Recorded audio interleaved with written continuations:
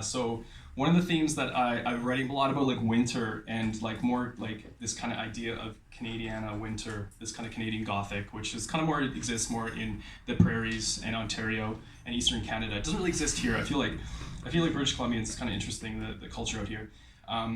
And so yeah, it kind of takes a little bit of that. And I grew up playing hockey, and both my parents are more from the east end of Canada, in the sense where my dad's a Newfoundlander, but then my mom's an immigrant. She's from Dublin, Ireland.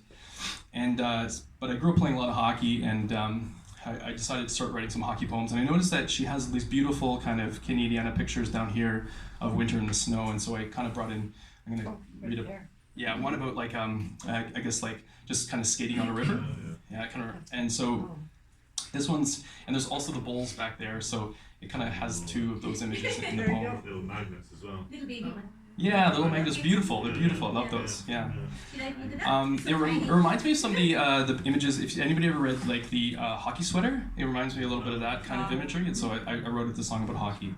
So this one's called Saki Honnet. They explode like the bulls of Pamplona through plastic gates, wearing concave steel, creating sinuous maps of motion. Edges dusting inverse snowfall. Bodies hurl themselves into human targets, sending men onto ice fields.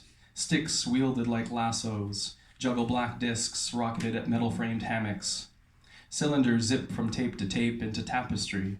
Two masked men layered in leather stand fearlessly in half circles, dance side to side to a metronome of incoming projectiles. At the sign of red lights and whistles, warrior brothers embrace, acknowledge moments of battle victories.